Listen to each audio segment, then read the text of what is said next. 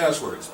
Now, we have to start looking at we looked at what the site owners ought to be doing, and it's worth knowing what this process looks like.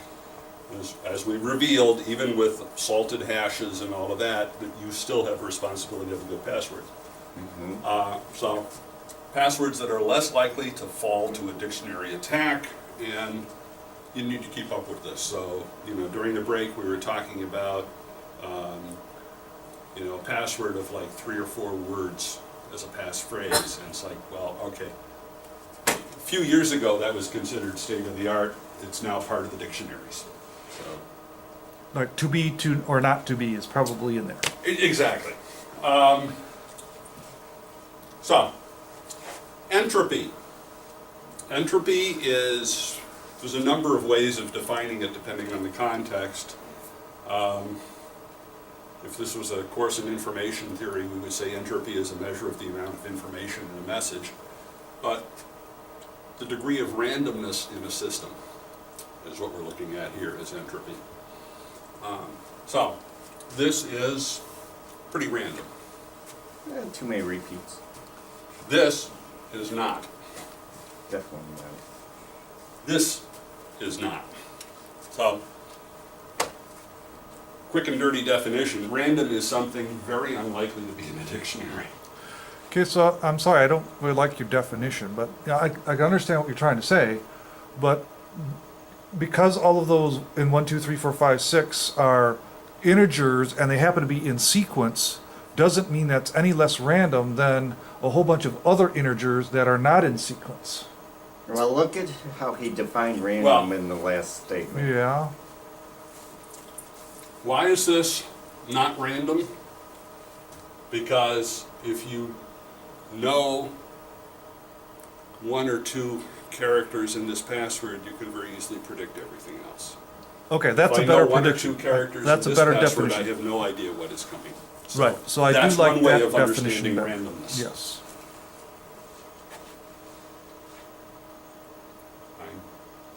We can really get into this if you want. I used to teach statistics. No, and so I do appreciate that, and Yeah. some of that is, so even the fact that you had a number at the end of one of those made it less random to me, in terms of the universe of things that people tend to use, right? Oh, yeah. So predictiveness is how many people do that type of pattern. Right.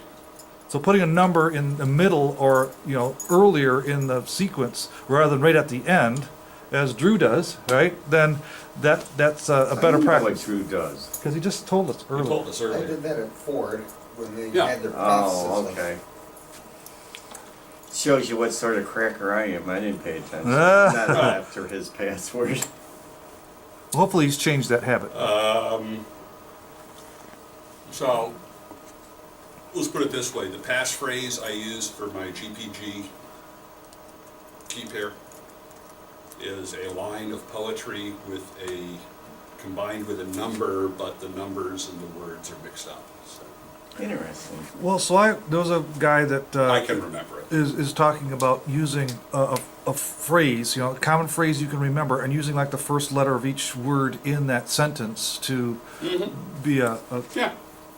Now, if it's a common phrase, right, to be or not to be, that's probably not a good use, right? Yeah, particularly if it's something that a lot of people would come up with. And you never know when you're going to... some years ago, I picked a 4-digit PIN for a card, and I thought I was being very clever. I said, I'll pick the year the Magna Carta was signed, Ah. which happens to be 12/15. Seemed perfectly reasonable. It took me a year to realize that my wife's birthday is December 15th. Oh. Not that secure after all, someone would have guessed. Yeah, I'd say anything Well, with the the... problem with a 4-digit pin is there are only 10,000 possible combinations. Well, there's that too, but this wasn't the most secure thing in the world. Anyway, Well, just to digress just a moment. So is there a way I can find out if a specific password is likely to be in a cracker database? You I can would download a cracker database and run your proposed password. there are like rainbow there's an tables idea. that you can download. Okay, all right. All right, so that's good. Besides just running a password random generator, right? Running that then against a list to see, did it randomly happen to come up with one that's popular, like your 1216 Sure. or whatever? Yeah, you could do that. Now, what does it mean to talk about something being uncrackable in this context? If you and the site do everything correctly, yes, you can have an uncrackable password. And by uncrackable, I mean very unlikely Right. to be brute force computed. Change in technology can affect this. Right now, I remember the first time I started talking about this at the Washington Linux Users Group, and I had some very fashionably cynical people tell me, NSA's got more money than God, they can crack anything. And I said, they don't act like it. What they're doing is storing a whole bunch of stuff they can't crack. That's what that whole facility in Utah is all about. They're storing it because someday, with changes in technology, they may be able to crack it. And then they can read the message. Yeah, they're talking about what, petabytes of data at that storage facility. Yeah, there was a case a few years ago. FBI was trying to get into it was a thumb drive or a portable hard drive or something that was encrypted with TrueCrypt. And the person had done it properly and refused to give the password. They could not get it. So, now, if this is your concern, and you know, there's a question here. I mean, are we talking about how to protect ourselves against the NSA? Or are we trying to protect ourselves against a group in Belarus that is trying to get into our bank account? Or the North Those are two very Koreans in different that things. restaurant. Huh? Or the North Koreans in that restaurant. So, I thought you if you're trying to protect yourself against the NSA, you better be really good. It's doable, but you really got to know your shit. What I am more concerned with is I don't want my bank account drained by that guy in Belarus. That's really my focus. I don't want my health information revealed publicly. All right? I don't want my identity stolen. All right? All of these things add up to a really bad day. Actually, a number of really bad days. So there was, I've heard a couple people who happened to have run across this situation where the bad guys get you to click on something and then it encrypts all the data on your hard drive Yeah. and you have to pay them Ransomware. $500 or whatever to unencrypt it. Yeah. So obviously the best fix is don't click on things that might do that, but No, that's not the best fix. The best fix is to have a backup. exactly. And have a backup that is not directly connected to your machine. I just backed up last night actually, and So- I've But unplugged if you had something like Dropbox and it was mounted as a readable drive on your local computer, the encryption could encrypt your Dropbox as well. so what you need is to be sure you understand how your backup works in the case of a situation like that. Like a backup that sends a copy and doesn't allow anything else on your system to overwrite it or delete it. Backup or- should follow a 3-2-1 rule. You want 3 copies in at least 2 different places, and at least one of them needs to be off-site. That's the 3-2-1 rule. Howdy. Hi? I know the off-site part, I didn't know that, 2 different, 3, okay. So, anyway, back to passwords. Most common mistake is reusing passwords. Now, again, what I call throwaway sites, I really don't care. But my health portal and my bank account are not going to be on the same password. And your email. You know, my brokerage account, what have you. Because what they are doing now, when they get passwords from any one site, is they'll start trying them on other sites. Mm-hmm. And they get enough hits to make this worthwhile. So any site that is important should have a unique, strong password. Low-value sites, I mean, my feeling is, probably doesn't matter. I mean, as was pointed out, you know, someone could post a comment on a blog and make you look bad, but stuff I post will probably make me look bad anyway, so what's the difference? So, add to the entropy. Avoid common names. Here's a site you can go to. It was the worst passwords of 2013. I presume shortly we will get the worst passwords of 2014. And so I think this was like the top 20 or 25. For some reason, Monkey is very popular. Don't know why. Here's the ironic one. Trust no one. Wow. So there was something that came out in a certain company that had brand names, and the brand name that was a real popular brand name in that company was like 50% of the people using that password. Right. That it would be considered a bad thing. So, entropy. We're going to do a little bit of math here. So, strap in your propeller beanies for this. 6-character password made of random lowercase letters. How many passwords can we get? Well, there are 26 letters in the alphabet. There's 6 characters in the password, then 26 to the 6th power gives you 308 million. How good is 308 million? Useless. Well, let's take a look at the hashing mathematics. As it happens, Bitcoin mining is a process of calculating hashes. And a whole lot of people are very interested in Bitcoin mining and in trying to do as many hashes as they can in the shortest time possible. So, in other words, the ability to speed up hashing has gotten a lot of attention from people who are financially motivated. So, the last documented one I saw was that they could do 800 billion hashes a second with some of these rigs. Now these are, multiple computers, linked together in a cluster and all of that. But if you can do 800 billion a second, how long is 300 million going to take? A small fraction of a second. Less time than it took you to ask the question. Exactly. So clearly that's not going to work. Well, let's continue. Let's mix upper and lowercase. That now gives us 52 possible characters. 52 to the 6th power is 19 billion.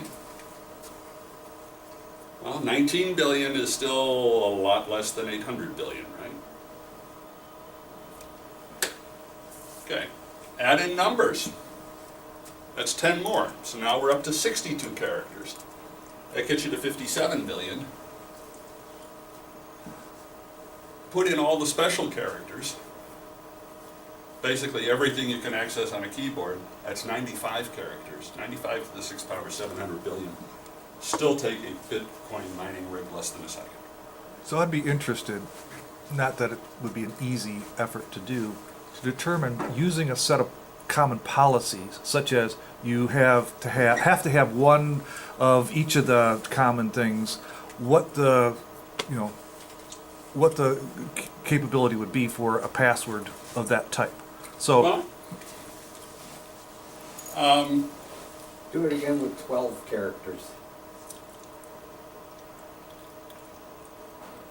well, with 12 characters, It would be all of those numbers squared. right. So, if you want a really rough, that means we're going to add, that gets you to about 700 quadrillion as a rough number. okay, so I'm not understanding. So I'm thinking that the number would be smaller. So if you have, With 12 characters? No, what, okay, so I'm still on my question, sorry. So the idea is, of the universe of all the possible combinations, Right. you reduce that by saying you only allow ones that fit a policy that says that you have to have at least one number, at least one special digit, at least one upper layer, letter, and one lower character, right? So, you know, those four rules would eliminate billions Oh, you're of right, possibilities. because if you're saying that has to be the case, then you would have actually some less than 700 billion. You're right.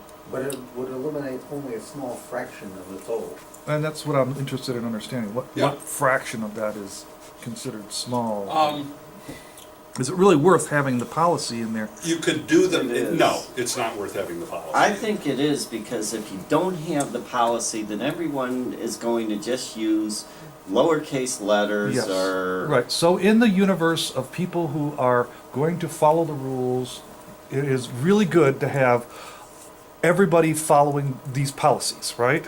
But in the universe that you really want to maximize Well, the okay, yeah, I see your point. So that probably, the answer ends up being something less than 700 billion, but it could end up being better than what people would do left to their own devices.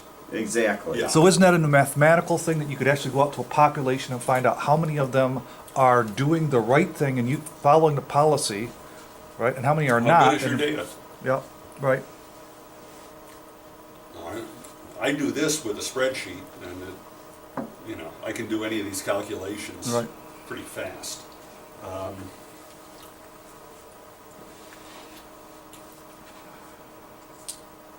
So let's say that, you know, let's say it was an 8 character. Roughly, if it was 8 characters, I'm going to put it in at about 70 trillion. Which still, for a Bitcoin mining rig, is about a little over a minute.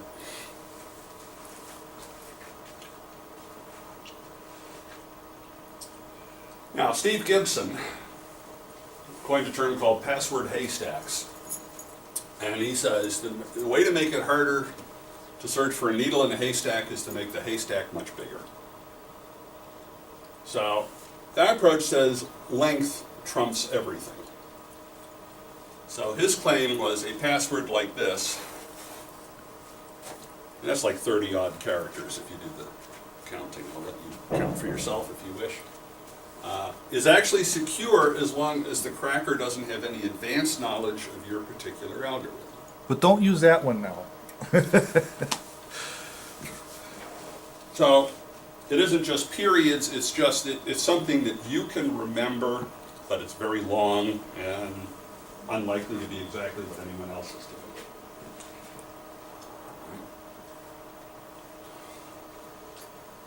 So let's say you create a password of 30 characters, you use all 95 keyboard characters as your universe, and your password isn't limited to only 30 characters. Theoretically, the formula that gives you your total is that summation. 95 plus 95 squared plus 95 cubed. Now, you might say, well, you know, we're not going to allow anyone to have any 3-character passwords. Fine. I think you can very quickly discover dropping terms off of this end That's going is to, irrelevant to the that, total. yes, that's going to approximately equal the very last term in the series. Exactly. Once you understand how exponential math works, it's the right-hand side of this that gets interesting. So, 2 times 10 to the 52nd. So, let's round up. I said the last I saw was 800 billion, but that might be an old report. Let's say it's now 1 trillion hashes a second. 1 trillion is 10 to the 12th. So the number of seconds needed to search this particular haystack is 2 times 10 to the 47th. What does that mean? A year has 3 times 10 to the 7th seconds. So it requires 6 times 10 to the 39th years to search this. The universe itself is only 1.3 times 10 to the 10th years old. So, We're gonna need a lot of universes running parallel.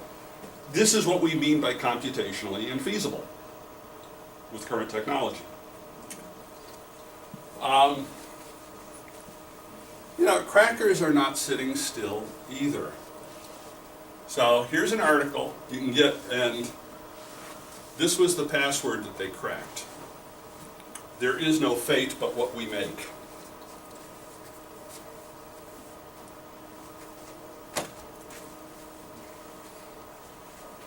And if you read the article, it becomes very clear that it was a dictionary attack that they were talking about. So, passwords need to be long and random. For now, at least. That guarantees it will not be cracked.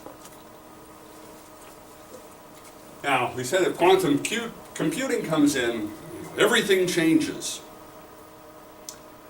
If they get real effective quantum computing, all that data stored in Utah will suddenly be very easily unencrypted and read by the NSA. There's no question about that.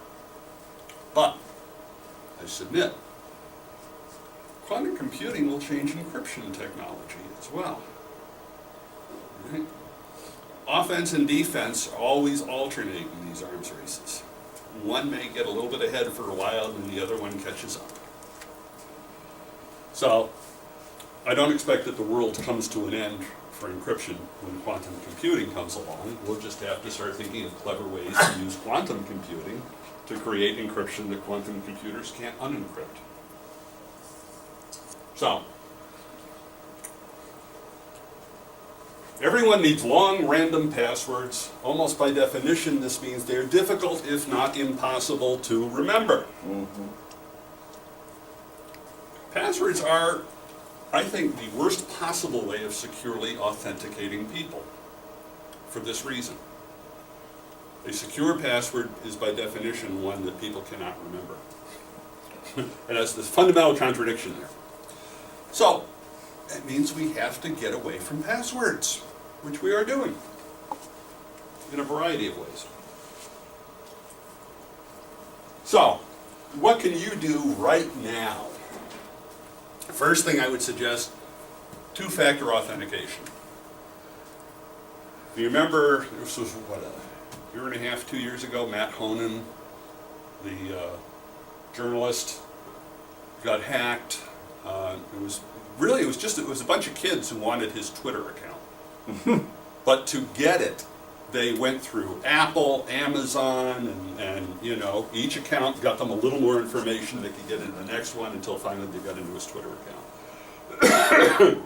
And what would have stopped it at any point was two-factor authentication. And that was the real thing that came out of it. Is that they could do all of these things without him ever being notified they were doing it. So, Google, right? I use Gmail. A lot of people I know use Gmail. I turned on the two-factor authentication. And so what that means is, if I'm on the computer that I'm on all the time, I can just go into Gmail, no big deal. But if I'm on a computer that I haven't been on before, and I try and log into my Gmail, I get a text message with a code that I have to enter into the browser before it will give me is that every single text message costs me money, whether I'm getting it or sending it. Well, Use the I'm same sorry. device all the time. Yeah. that's tough for you. I don't. You are, if you're going without the second factor of authentication, you're taking an additional risk. Duo Security, I don't know if they're actually in, I think, Ann Arbor. Very interesting company. They provide two-factor authentication. And I have a plug-in for, I've got several websites, and I've got a plug-in on all of those that if I go to log in as an admin on WordPress,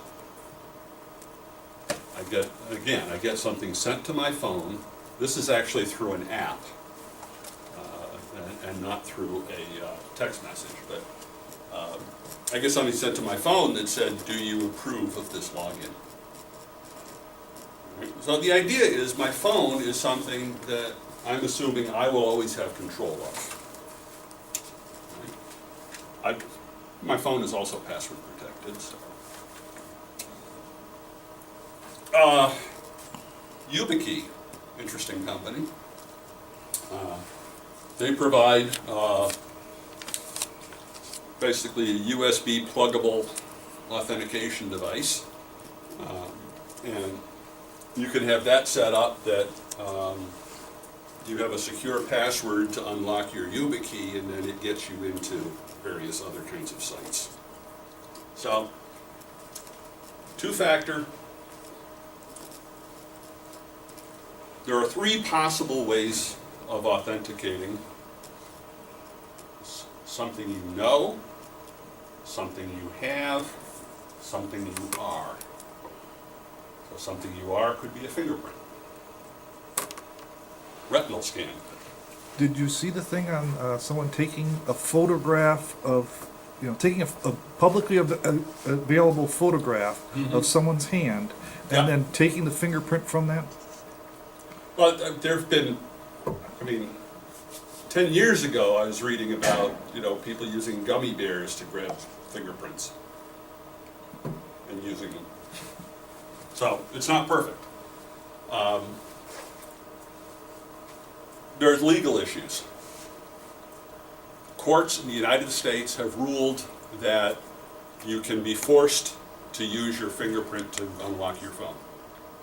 So if you have an iPhone with a fingerprint unlock, and the police pull you over and say, we want to take a look at your phone, they can legally compel you to put your finger on there. Interestingly enough, the courts have also said they cannot legally compel you to reveal your password. So, I just mentioned that.